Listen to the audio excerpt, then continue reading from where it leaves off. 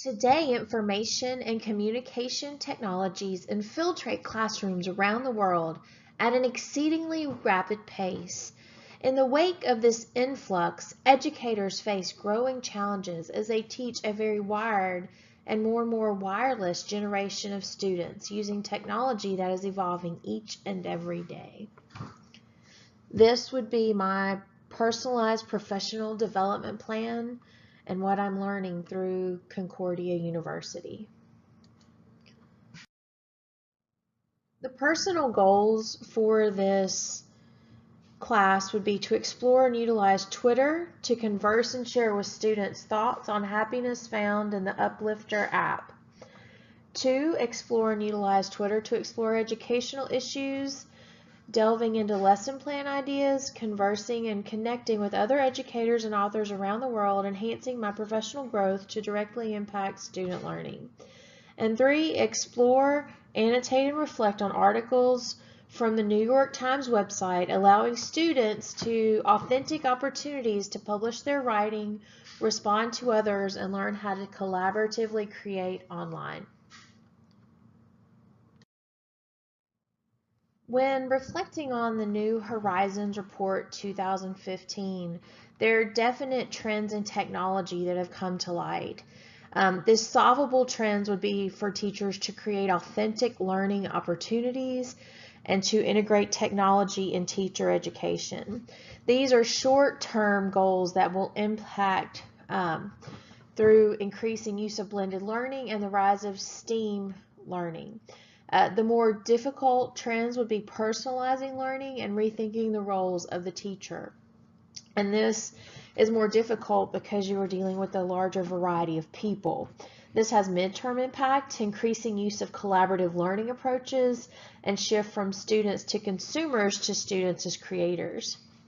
And then finally, WICKED, scaling teaching innovations and teaching complex thinking.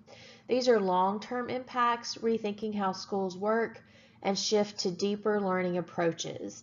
And just on a side note, that is more and more difficult with emphasis on state testing.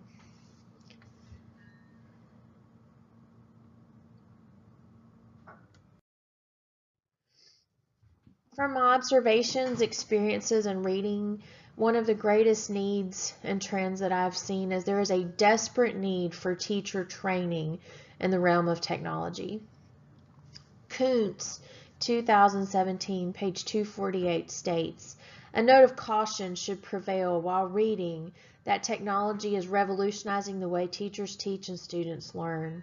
The massive inundation of computers, iPads, Web 2.0, whiteboards, touchscreens, social media, social learning, YouTube Prezis, digital textbooks, online learning, cloud computing, and a host of other technology tools in schools have not improved student achievement.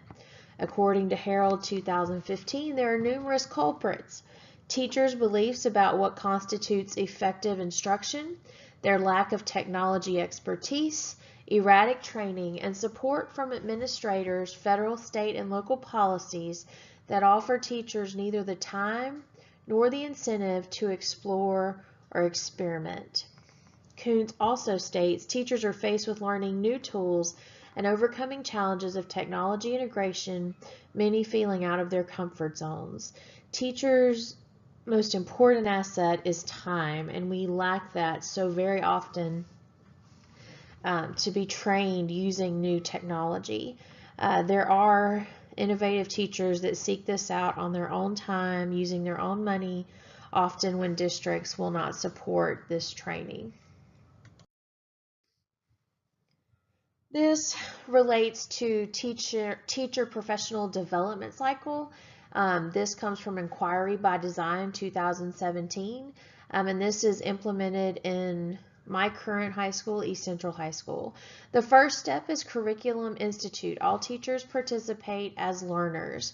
I'm a level leader for the English 3 teachers. We have Leadership 101 where we meet with Dr. Fuller, and once a month we are taught new strategies to implement and must bring back evidence. Number 2, we have on-site support, learning walk, classroom coaching, and co-teaching. Each 9 weeks, the English teachers break up into teams and observe other English teachers, taking data, then reflecting on that data, reporting it, and changing what we're doing based on the trends that we see. Our department chair is now an instructional coach working with other teachers, and there are co-teaching classes as well. Thirdly, there's peer learning labs, focus group observations marked by careful note-taking, discussion, and debriefing.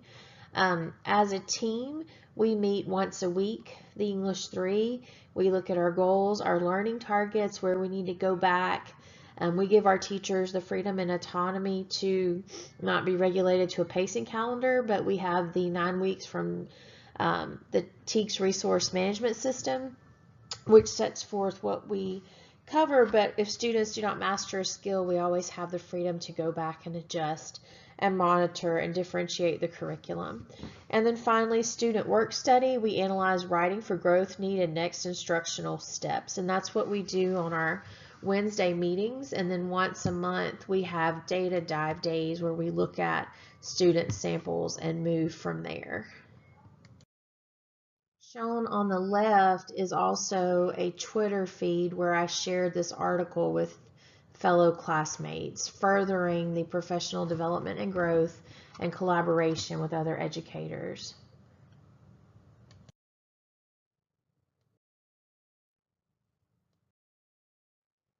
Through studying the top apps for educators, I found the Uplifter app as shown. The Uplifter app I shared with my students on Twitter and our class, and it said, "Get happier one reflection at a time." Uplifter is a mobile journal that trains a positive mindset through gratitude and positive psychological exercises. Exercises are drawn from leading neuroscience research. Regular usage will lead to greater resilience and happier feelings. It can also help reduce feelings of depression. So our class, I have 160 students, will utilize this app. We called it an exercise in happiness, and then we will utilize Twitter to tweet our reactions using hashtag gratitude for this activity. What people are saying about Uplifter: "I'm really loving your happiness app. I can tell everyone about Uplifter. It's really well laid out. The app encourages users to consciously be more positive. Just did the right day. I really like it already." How it works: you learn about effective writing exercises that you can incorporate into your day with ease, gratitude journaling, plus more. You get motivation through daily prompts, training, and quotes so you can build a habit of gratitude and growth mindsets. And you get data by tracking your moods to see trends and tracking streaks for motivation. This is a screenshot of our Google Slides that we have each week, where we have Motivational Monday. The students watch a 1 to 5 minute video clip and then respond in writing, speaking, listening. In this instance, we're doing research, so we worked in the skill of summary. Identify 2 choices you're going to make this semester to better yourself, and write 1 celebration this week that you can be proud of. So this focuses on the power of positive thinking. Goal 2 was to explore, annotate, and reflect on articles from the New York Times website, allowing students authentic opportunities to publish their writing, respond to others, and learn how to collaboratively create online. This was found again in the top blogs for educators. This was an article from the New York Times, and it was a writing contest for students to post how they feel. They gave a 3-step task to breaking away from social media and media bad news. They could do a personal 24 to 48 hour news audit where they record all the news that they see and what types. Then they change their news diet to see more positive types of news, and then they could write a personal essay and post it on the New York Times website. This presents, as was stated earlier, this creates an authentic learning experience where students are creating and publishing work online for an authentic audience. They're looking for academic and scholarly writing. This shows you where the article came from by Catherine Schulten, Media Literacy Student Challenge. Students submit their writing through the also, a very clear rubric is provided. So for the teacher, where time is an asset, this is very user-friendly and easy to understand and clear. Also, we're using standard-based grading, so this includes the descriptors for that. Goal 3 would be to explore and utilize Twitter to explore educational issues, delve into lesson plan ideas, and converse and connect with other educators and authors around the world, enhancing my professional growth to directly impact student learning. Here I shared an article I found with fellow classmates about using Twitter. I've had a Twitter account since 2011 and have tweeted twice in those 8 years. So I've been reading Twitter, the Teacher's Guide to Twitter, and it seems very accessible, and I've enjoyed very much reading what classmates have been finding. I shared our preacher Max Lucado's sermon, Faith Without Fear. I responded to Kelly's post with teen mental health. I followed Dan Santat, who wrote Beagle, one of my favorite authors, so I really enjoy getting to read and converse and connect with other educators through Twitter. Twitter is something I would like to use not every day, but every other day, and I would like to keep reading the top educational blogs, at least one blog a week, and then with my English 3 team. This was the Freedom Writers that I found on Twitter. That book changed my life. Her Teacher's Guide to the Freedom Writers Diary also gives me lesson plans every day. And so they said on the Teacher's Guide to Twitter, create, don't just consume, connect and network, share your resources, and keep at it. Even when you misspell things or use the wrong code for your class, Twitter definitely connects educators. I will share my information. Here I have our Google Classroom for our English team. Each class that I teach has a Google Classroom where we share video and audio files.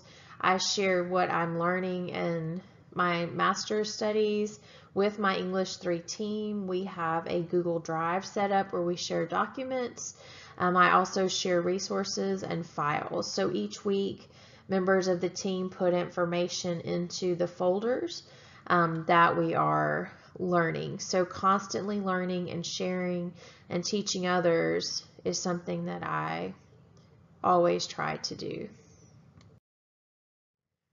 Finally, implementing Padlet. I can share with my students and other teachers what I've learned. This was what I made in Contemplating a Mindset of Educational Technology with an introductory video. And then we were discussing digital citizenship and David's story, a young man in Alamo Heights that committed suicide due to cyberbullying. And so this represented the RAT model and videos and a mixture of an interactive type billboard for others to learn and share and comment from.